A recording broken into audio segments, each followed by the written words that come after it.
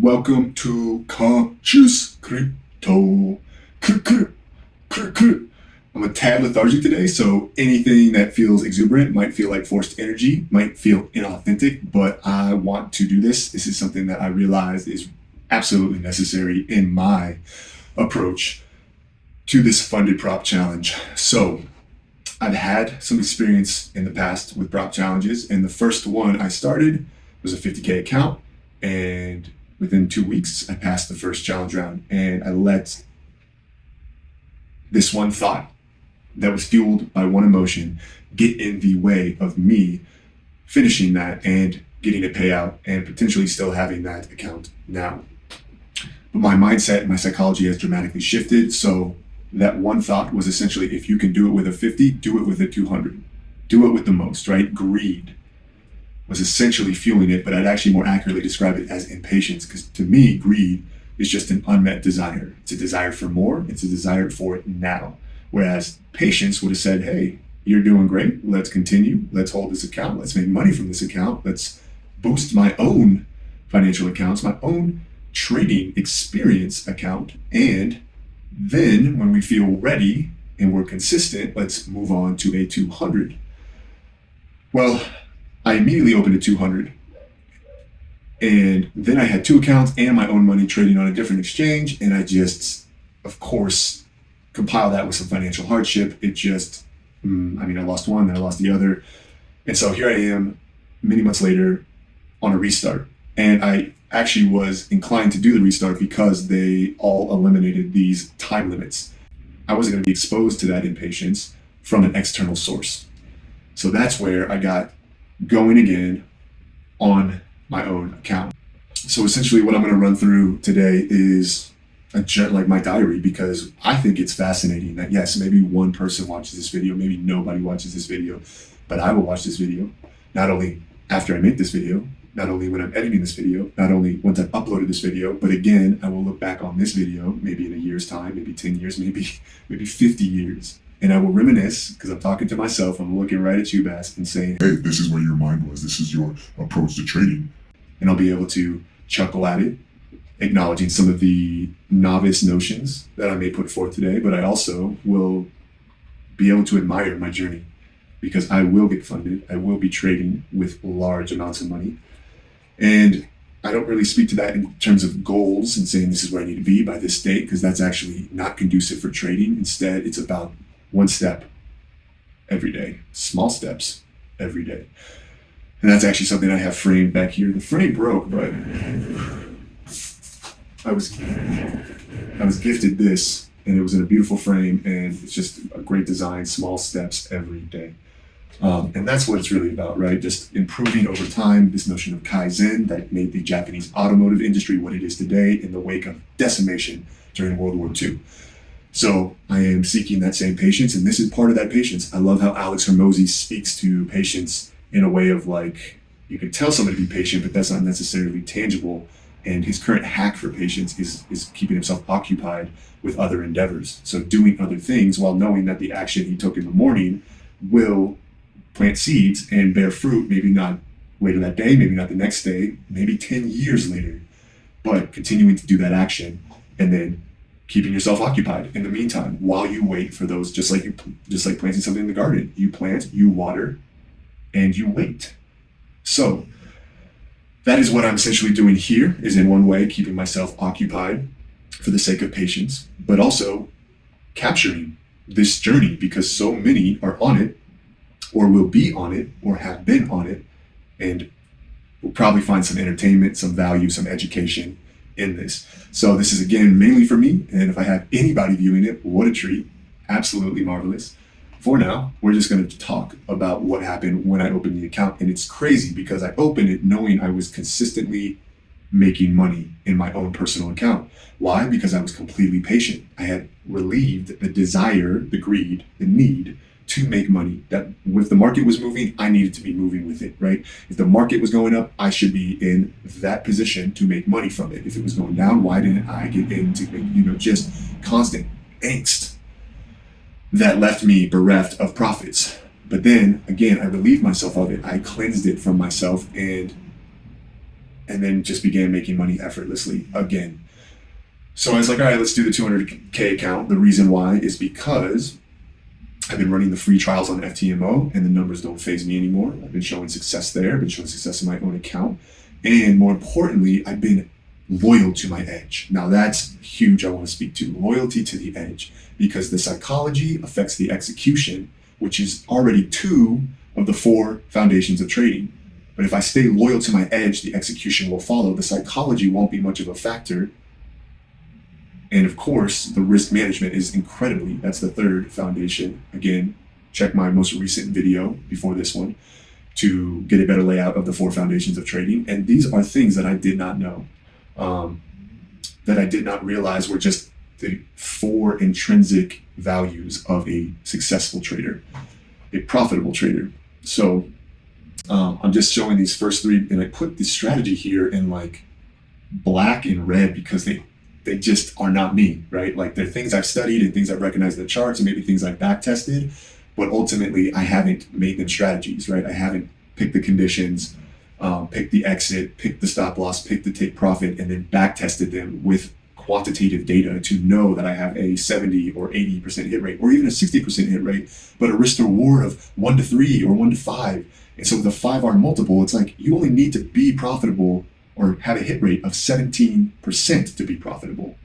So there is so much in favor of backtesting and an edge and understanding those numbers. And to me, the 2 most important numbers is certainly win rate, picking a win rate that I can tolerate, and secondly, picking a risk to reward that is ideal for that win rate and for who I am, which is someone who takes trades holds. You could call it swing, you could call it somewhat of an intraday, but ideally a swing trader, catching awesome positions in the market that I'm comfortable holding for an extended period of time. Now, in some of these, I've actually had like greater profit and it began to come back and tap my moved stop loss, or come all the way back and take out my original stop loss, thus leaving me at a 1% loss or a 0.5% loss. And so these percentages are actually like the move in the market. And so none of these are really that indicative of what I seek to capture out of the moves that I take.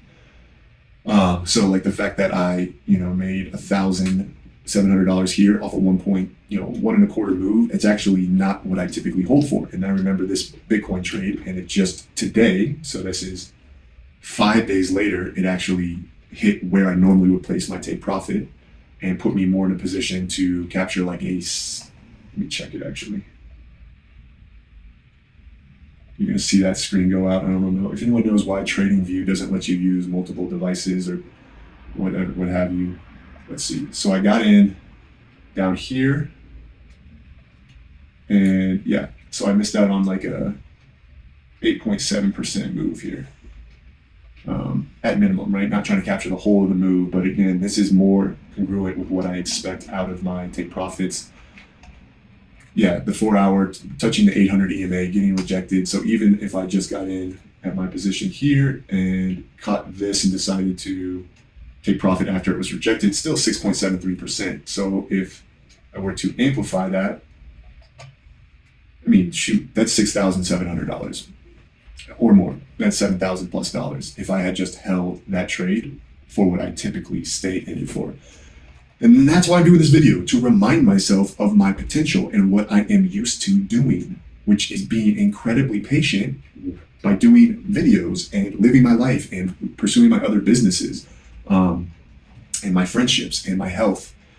So anyways, here I am acknowledging that, man, I just got the account and for some reason I got trigger happy and it was so crazy. It's like I blacked out or something. And like 3 trades later, I was like, whoa, okay. What are you doing? You came in with your plan and you deviated immediately in the first 3 trades. So, and it looks like here I moved the stop loss because my risk was set at $2,000 and that's 1% of a 200K account. And my profit or loss on this one is over $2,000. It's $900 over, and that's clearly a deviation from my plan. It's clearly saying, whoa, let's just be super safe. What if we get wicked out? Now going down, I got back to my plan, right? These are all strategies I trust. And the colors don't mean like good or bad. It's simply like the colors I assign to it so I can keep track of them. And that's in my checklist. And I have some simple strategies here. And I have better testing on other sheets. Yeah. So I'll pull up my playbook real quick for myself because again, I'm the only one watching. But let's go playbook. This is where I test these strategies.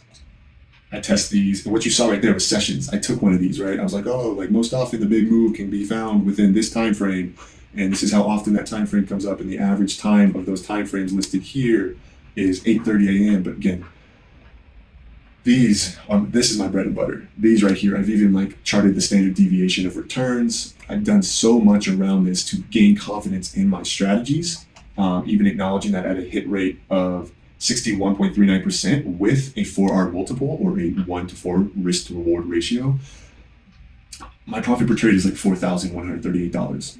And there's a crazy formula behind that, but it's not crazy, but there's a detailed formula behind that.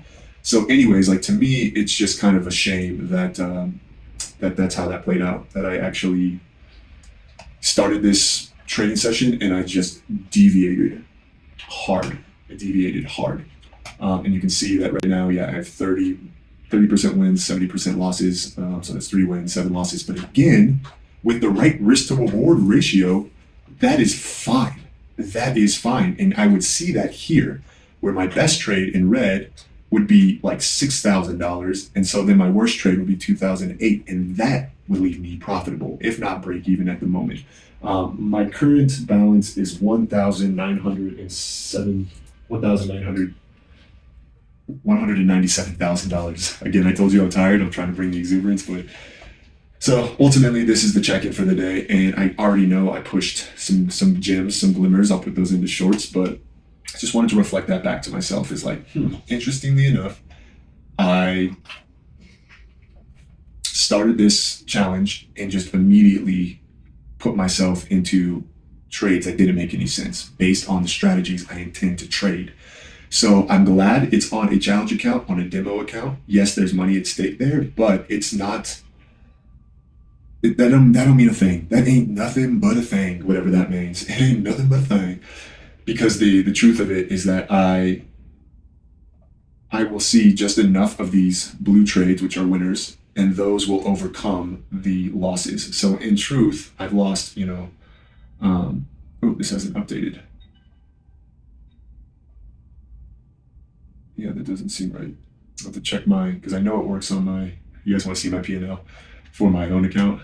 It was phenomenal last year. It's been pretty hard to bear this year, negative 10,000. But I actually drained that account to pay down some debt, and then I started with just a small amount. I went through kind of a series of different things. You can see some really bad trades in there, $4,000 loss. But nonetheless, now I'm trading with smaller money, and so my wins and losses are smaller. And again, that's something I also want to get away from. I want to get back to holding these trades for a long time. So probably the greatest indicator of my trading is these numbers. How long did I hold these trades? 46 hours, almost 2 days, 1 day, 70 hours, and with small amount of money, only $433 in margin with 15x leverage. Yeah, I made $302. However, I like this. I like seeing these trades where I hold a long time, I'm in profit, and I'm patient to take that profit. So it looks like that was an intuitive strategy. Which, yes, shit, sometimes that happens. Oh, is that a loss, though? No, that was a win. That was a win. Anyways, that is where I'm at. That is my journey. It is not all sunshine and roses. You are dealing with losses. You are down, and you have to moderate that, balance that, and take what I call the Buddha trades, the trades where you are unaffected by the outcome. And that is where risk management comes in. So you're going to hear a lot. Everything I talk on for the rest of my trading days are going to always point back to the 4 foundations.